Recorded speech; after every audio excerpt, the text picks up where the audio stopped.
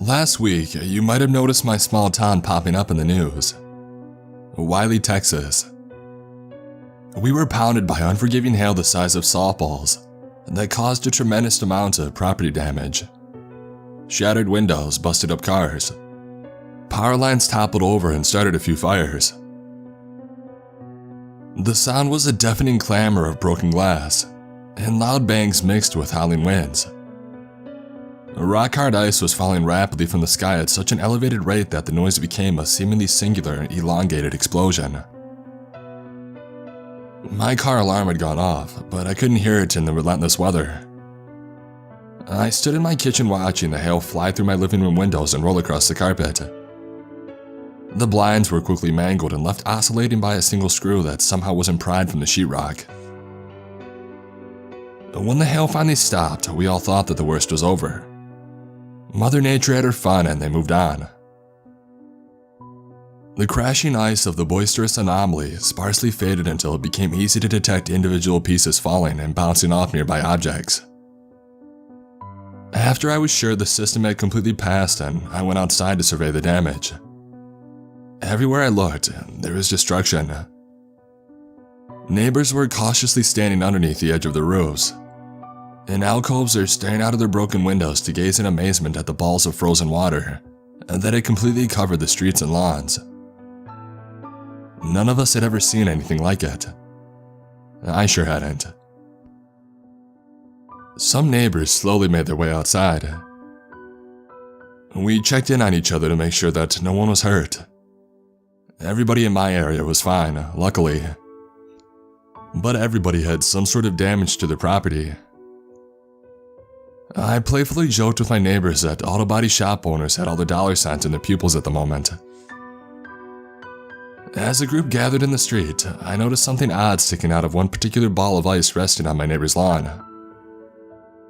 It looked like a thin piece of orange paper, with brown spots protruding out of the side. The disparity of its formation caught my attention, and I immediately bent over to inspect the contents. I held it right in front of my eyes and I shook the ice back and forth, carefully inspecting the flapping transparent material. It wasn't until I grabbed the substance and I noticed its slimy texture that I realized what it was. A fishtail. It was small but unmistakable. One of the neighbors approached me after I called out to the group, exclaiming that I had found something unique and interesting. He claimed that it was just a wet leaf that must have somehow wedged itself into the ice when it had fell through the branches of a tree. The others came over and we all glared at the piece of hail in my hand. A debate soon erupted among us as we tried to explain how a fish could have gotten stuck inside a block of ice. Mr. Bailey, another neighbor from across the street, claimed that that was entirely possible. Hail is formed by tremendous uplift in the atmosphere that derives from the surface and travels upwards. The fish could have come up from one of the two nearby lakes that run the path of the uplift, Lake Ray Hubbard or Levon Lake. When the water in the uplift reaches the sky, it forms ice crystals and it freezes. The stronger the winds are, the more the ice crystals whip around in the clouds and gather mass, until they eventually become too heavy for the wind to carry and they fall back down to earth. The size of this hail was enough to reasonably conclude that the winds outside were near 100 miles per hour. Certainly strong enough to carry a small fish out of the fresh waters, adjacent to our town if we were close enough to the surface at the time that the storm had passed. Some people weren't convinced, and there was really only one way to settle the debate. I walked into the street and I threw the hail like a baseball as hard as I could straight into the ground.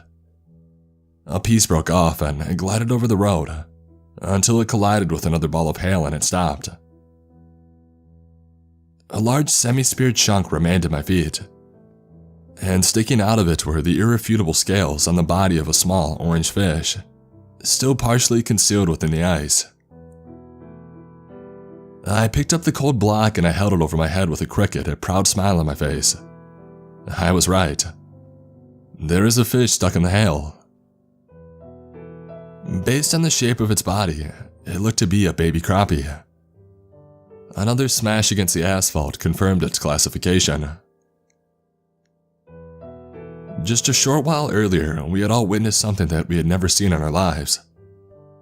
But now we were all transfixed on a common freshwater fish that I held in my hand, completely forgetting about the destructive phenomenon that had occurred less than 20 minutes ago. The previous inescapable sound of ice falling from the sky returned as we began smashing more ice against the road, hoping to find more mysterious contents inside each one. 10 of us, all smashing balls of ice into the ground. Had we been children, I'm sure it might not have looked so strange. Each time the ice broke, I excitedly scanned the remnants in search for another fish. I was beginning to think that it was just a one-time accident of nature, until somebody shouted that they had found something else. It was Mrs. Moore, who lived 2 houses away. She rushed towards me with her palm hovering in front of her face, carefully making sure to keep her hands steady and level so she wouldn't drop whatever she had. I peered into her palm as she extended it to me. It was so tiny in her hand. I had no idea how she had managed to spot the thing mixed with the fragments of broken hail, but it was most certainly there. An almost imperceptible translucent collection of clear mucky sludge just under 1 inch in length. Had it not been for its conspicuous jointed appendages bulging from its abdominal underside, I would have assumed that it was just a mixture of shaved ice and water. The 2 black dots at the end of another appendage were indisputably 2 eyes. The others gathered around to look at the specimen in Mrs. Moore's hand, initiating a mumbling commotion of questions about the shrimp-like creature in the process. "It's a plankton," I called out. Well, more specifically, krill. I told the group about my studies in college of marine biology. Plankton were the baseline for all marine food chains, both fresh and salt water. Most organisms are microscopic, but there's a select few that can be seen with the naked eye. Krill are one of them. It led me to the topic of the resiliency of these organisms. They were one of the few that could actually survive in the vacuum of space. 2 years ago, a Russian cosmonaut discovered plankton hitching a ride on the outside of the International Space Station. Nobody was really quite sure how they got there, but they were alive and thriving. After reading about it in a magazine, it made me contemplate the possibilities of panspermia, the theory that life exists throughout the universe and travels from planet to planet on meteoroids and comets. I wondered if the theory may actually be true. It's thought that life on Earth originated by means of panspermia. A meteor had crashed into our planet and deposited microorganisms in the process, setting off an evolutionary chain of events that led to us all being here today. Seeing both the crappie and the krill led me to explaining that there were likely thousands of other organisms in the hail. Possibly more krill, but most we wouldn't be able to see with the naked eye. They were all likely caught in the uplift of the storm as it passed over the lakes and became fused with the ice as it formed in the clouds above. And as the plankton on the ISS, they were probably still alive. We soon discovered that I was right. The plankton were alive, and that these were no ordinary plankton. I extended my index finger towards Mrs. Moore's hand and I pressed it lightly into the creature's abdomen and I rubbed. The exterior mucus on its body felt cold against the tip of my finger. And then its legs started moving. "See?" I declared victoriously. "It's still alive." The appendages quickly became kicking empty air as though it were trying to swim, and I withdrew my finger. "Get it off," Mrs. Moore yelled, visibly uncertain about the creature in her hand. "Relax," I assured her. "It's harmless." We fell silent as it propped itself up onto its legs and crawled forward in a few steps, seemingly confused as it looked back at us. This certainly wasn't where he belonged. A faint squeak like a timid mouse from the creature broke our silence. "Oh, come on, he's kinda cute, don't you think?" I said to Mrs. Moore. Before she could respond, the krill jerked one of its limbs downward into Mrs. Moore's hands and dragged it sideways, penetrating and breaking her skin open into a small red cut.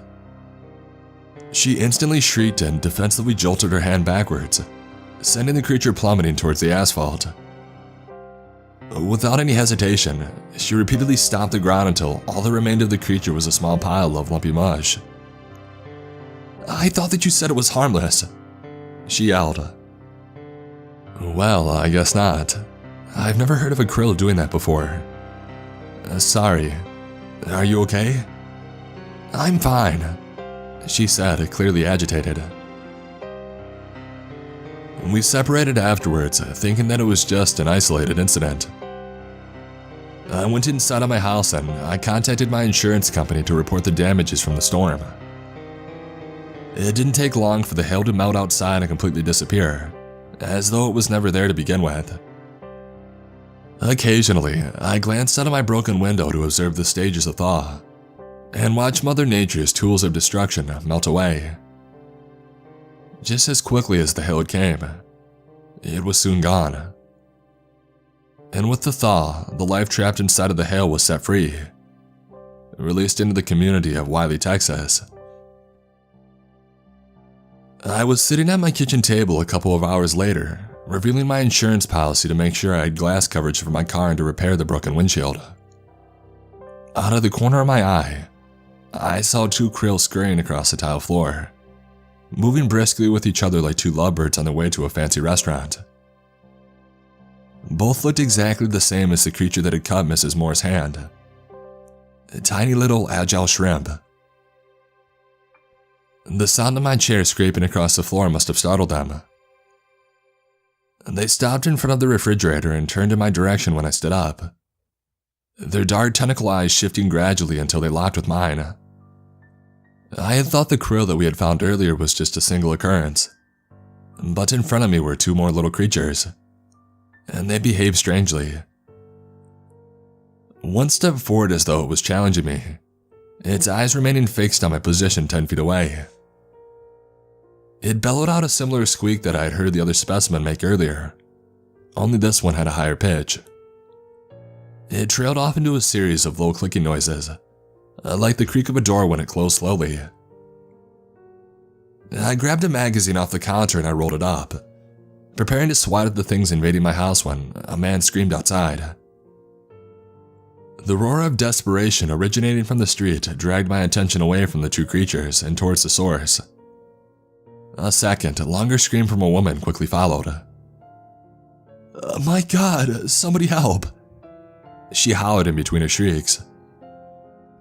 Like any reasonable person, I immediately broke into lengthy strides towards my front door to offer my assistance for whatever was going on outside, ignoring the two little creatures lurking around my kitchen in the process.